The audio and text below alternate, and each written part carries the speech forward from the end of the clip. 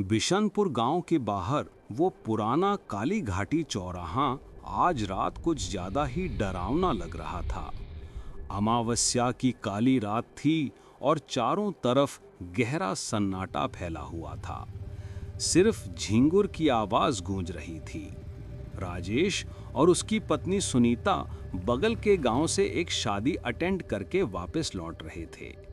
सब कुछ ठीक था, लेकिन जैसे ही उनकी मोटरसाइकिल उस बदनाम चौराहे के बीच पहुंची, वो अचानक झटका खाकर बंद हो गई।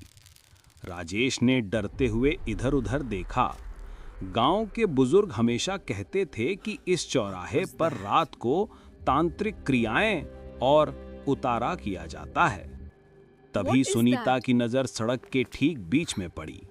वहां जमीन पर सिंदूर और काले तिल से बना एक घेरा था। उस घेरे के अंदर एक कटा हुआ नींबू, कुछ हरी मिर्ची और एक चमकती हुई रेशमी लाल पोटली रखी थी। राजेश, देखो वो लाल पोटली, उसकी चमक देखो, उसमें जरूर सोने के गहने हैं।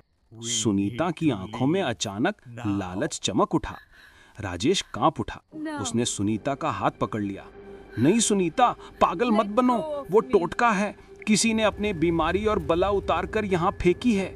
इसे छूना मौत को दावत देना है। लेकिन सुनीता कहाँ सुनने वाली थी। उसने सोचा ये लक्ष्मी है जो खुद चलकर आई है। राजेश के मना करने के बावजूद सुनीता मोटरसाइकिल से उतरी और उसने वो पोटली उठा ली। जैसे ही उसने उस ठंडी पोटली को हाथ लगाया, हवा अचानक थम गई। दूर कहीं से कुत्ते के रोने की आवाज आई, जो किसी अनहोनी का संकेत था। सुनीता खुश थी कि उसे सोना मिल गया, लेकिन वो नहीं जानती थी कि उसने सोना नहीं बल्कि अपने पूरे परिवार की मौत उठा ली है। घर पहुंचते ही सुनीता ने कमरे की कुंडी लगाई और कांपते हाथों से वो लाल पोटली खोली। अंदर सचमुच सोने के भारी कंगन चमक रहे थे। सुनीता की खुशी का ठिकाना नहीं था, लेकिन राजेश की नज़र सोने के नीचे छुपी चीज़ों पर गई। वहाँ सोने के साथ कुछ उलझे हुए लंबे बाल, एक इंसान का दांत और थोड़ी सी काली उड़द की दाल रखी थी। राजेश का चेहरा पीला पड़ गया। ये क्या किया सुनीता? ये साधारण सोना नहीं है, ये मौत का सौदा है। ये चीजें तंत्र विद्या में इस्तेमाल होती हैं। उसी वक्त घर के बाहर अचानक गली के आवारा कुत्तों ने रोना शुरू कर दिया। उनकी आवाज इतनी भयानक थी जैसे वो दरवाजे पर खड़े यमराज को देख रहे हों। अगली सुबह एक और अशुभ घटना हुई। आंगन में लगा हरा भरा तुलसी का पौधा, जिसे सुनीता रोज जल चढ़ाती थी, वो रात भर में पूरी तरह सूख कर काला पड़ चुका था। तुलसी का मरना घर पर आने वाले विनाश की सबसे बड़ी निशानी थी।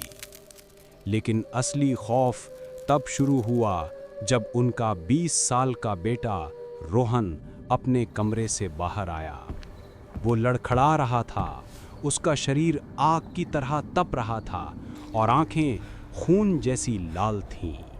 राजेश ने घबराकर पूछा, बेटा तबीयत ठीक है? रोहन ने गर्दन ऊपर की, लेकिन जब वो बोला तो वो उसकी आवाज़ नहीं थी। वो किसी बूढ़े आदमी की खर्राटी हुई आवाज़ थी। भूख, मुझे कच्चा मांस चाहिए। इससे पहले कि कोई कुछ समझ पाता, रोहन ने किचन में रखा कच्चा चिकन निकालकर जानवरों की तरह खाना शुरू कर दिया। सुनीता चीख पड़ी, क्योंकि उनका बेटा शुद्ध शाकाहारी था। घबराए हुए राजेश और सुनीता भागते हुए गांव के पुराने पंडित रामअवतार के पास पहुंचे। साथ में वो मनहूस लाल पोटली भी थी। रोहन को रस्सियों से बांधना पड़ा था, क्योंकि वो अब बेकाबू हो चुका था। जैसे ही पंडित जी ने वो पोटली देखी और उसमें रखे बाल और दांत देखे, वो डर के मारे पीछे हट गए। उन्होंने चीख कर कहा, मूर्खों, तुमने ये क्या अनर्थ कर दिया? ये कोई आम सोना नहीं है, ये उतारा है। पंडित ने कांपते हुए बताया, किसी बड़े अमीर घराने ने अपने मरते हुए सदस्य की अकाल मौत को इस सोने पर ट्रांसफर करके चौराहे पर फेंका था। तंत्र का नियम है, जो इस दान को उठाएगा वो मौत उसके घर चली जाएगी। अब वो शैतानी आत्मा तुम्हारे बेटे के जिस्म में घुस चुकी है ताकि अपनी उम्र पूरी कर सके। राजेश ने रोते हुए पंडित के पैर पकड़ लिए। बाबा, कोई उपाय बताइए, मेरे बेटे को बचा लीजिए। पंडित ने रोहन के हाथ पर रक्षा सूत्र बांधने की कोशिश की, लेकिन जैसे ही धागा रोहन की कलाई से छुआ, वो जलकर राख हो गया। रोहन जोर से हंसा। उसकी आवाज में वही भयानक बूढ़े आदमी की गूंज थी, तेरा भगवान यहाँ नहीं चलेगा पंडित, ये शरीर अब मेरा है। रात के घने अंधेरे में राजेश और सुनीता अपने बेहोश बेटे को लेकर नदी किनारे शमशान घाट पहुंचे। वहां जल रही चिताओं की रोशनी में अघोरी भैरवनाथ किसी भयानक मूर्ति की तरह बैठे थे। उनका पूरा शरीर भभूति से ढका था और गले में इंसान की खोपड़ियों की माला थी। बिना कुछ पूछे बाबा अपनी लाल आंखें खोलकर गरजे, ले आए मौत को अपने कंधों पर। उस सोने के लालच ने आज तुम्हारे वंश को खत्म करने की कगार पर ला दिया है। वक्त कम था। बाबा ने तुरंत एक आटे का पुतला बनाया। उन्होंने सुनीता की उंगली काटकर उसका ताज़ा खून उस आटे में मिलाया और रोहन के कुछ बाल उस पुतले के अंदर डाल दिए। मंत्र पढ़ते हुए बाबा ने कहा, इस पुतले को अभी जाकर उसी चौराहे पर जला दो जहां से वो सोना उठाया था। याद रखना, चाहे जो आवाज़ सुनाई दे, पीछे मुड़कर मत देखना। जैसे ही राजेश ने वो पुतला चौराहे पर जलाया, अचानक तूफान आ गया। आसमान से सैकड़ों काले कौवे चीखते हुए नीचे आए और उन पर हमला कर दिया। वहां शमशान में रोहन का शरीर हवा में 2 फीट ऊपर उठ गया। उसके मुंह से काला धुआं निकलने लगा जो सीधा आग की तरफ खींचा जा रहा था। बाबा चिल्लाए, रुकना मत राजेश, इसे पूरा जलने दो, वरना ये पिशाच हम सबको मार डालेगा। जैसे ही वो आटे का पुतला पूरी तरह जलकर राख हुआ, रात के सन्नाटे में एक दर्दनाक चीख गूंजी जो इंसान की नहीं थी। शमशान घाट पर रोहन का शरीर झटके से जमीन पर गिरा। उसके मुंह से निकला वो काला धुआं उस जलते हुए पुतले की तरफ खिंचा चला गया और आग में समाकर गायब हो गया। रोहन की सांसें वापस आ गई थी, लेकिन इसकी कीमत चुकानी पड़ी।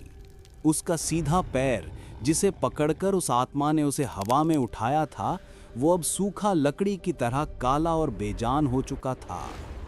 अघोरी बाबा ने कहा, जान बच गई, यही बहुत है। ये निशानी याद दिलाएगी कि कभी पराई बला को घर नहीं लाना चाहिए।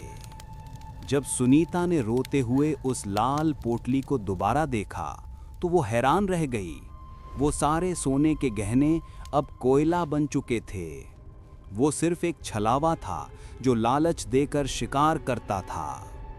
आज भी बिशनपुर के लोग उस काली घाटी चौराहा से गुजरते वक्त हनुमान चालीसा पढ़ते हैं, क्योंकि वो जानते हैं वहां गिरा हुआ नींबू मिर्ची या सोना कोई तोहफा नहीं, बल्कि मौत का बुलावा है। दोस्तों, पुराने लोग सच कहते हैं, रास्ते में पड़ी चीज पर कभी पैर मत रखना, और लालच बुरी बला है। सच बताएं कि आपके शहर में भी कोई ऐसा हॉन्टेड चौराहा या सुनसान जगह है जहां जाने से लोग डरते हैं, या आपने कभी सड़क पर कोई टोटका देखा है? अपना एक्सपीरियंस हमें कमेंट में ज़रूर बताएं। हो सकता है अगली वीडियो में हम आपकी कहानी सुनाएं। ऐसे ही अनकहे और खौफनाक राजों से पर्दा उठाने के लिए हिंदी हॉरर कहानियां को अभी सब्सक्राइब करें और बेल आइकन दबाएं। मिलते हैं अगली वीडियो में, तब तक सुरक्षित रहें और सतर्क रहें।